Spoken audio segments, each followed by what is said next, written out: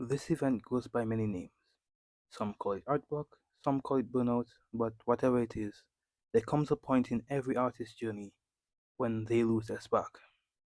When we started our join, we didn't have high expectations for ourselves. We were young and had loads of free time, and there was also this spark within us that kept us drawing. But as we begin to mature and develop as artists and as people, this spark slowly fades away without us even realizing it. Drawing becomes a chore, and let's be honest, no one likes doing chores. But why does this happen? Why does something that meant so much to us at one point in our lives suddenly lose its value? The answer to this question is simple. It all has to do with the mind. If you're like most artists, you probably haven't put much thought into why you enjoy creating so much. And I don't blame you, I started out this way. But that's the problem. How can you say that you're an artist and if somebody asks you why, you kind of just shrug your shoulders and say, I don't know, I just got into it. And that's no different with your mind. If you don't constantly attach value to the act of creating, then why would your mind see it as more valuable than scrolling on TikTok or YouTube Shorts all day? How do you do this? It's simple. Get a pen and paper and simply write down how you feel when you create. Why is it meaningful to you? In a couple of sentences, don't make it too long. And at the end of it, write, I give myself permission to treat this as a priority. The simple act of looking at this every morning will constantly remind you why creating is a valuable way to spend your time. Speaking of time, as we mature as artists, we also mature as people, and with maturity comes responsibility. This is not a bad thing, but it does mean we can't just sit down and create art for hours. This is especially true for those of us with busy schedules, including myself.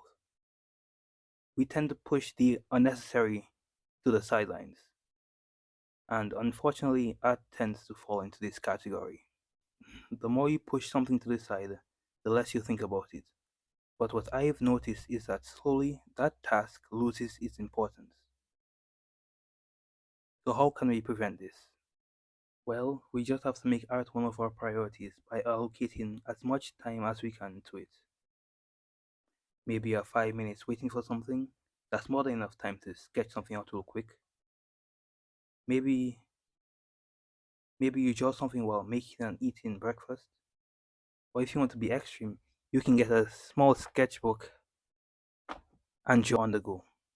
And what I personally like doing is waking up earlier so I can use those precious, quiet morning hours. No matter what you eventually decide to do, just keep in mind that art can be created anytime, anywhere. Another way to make time for drawing is simply making time for drawing.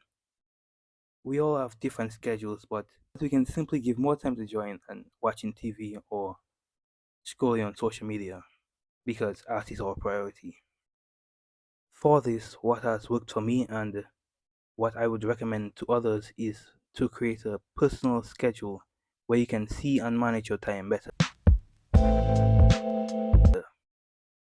The process of creating art is undeniably a mental skill, and the mind and body are attached, so if one of them is sick, the other one intuitively catches it. With that said, if your body is sick, then your mind will reflect that state. What do I mean by this? Well, before I started practicing good habits like meditation, staying away from junk food, going to the gym, going outside, and gratitude and affirmation journaling, I would get distracted within minutes of starting something.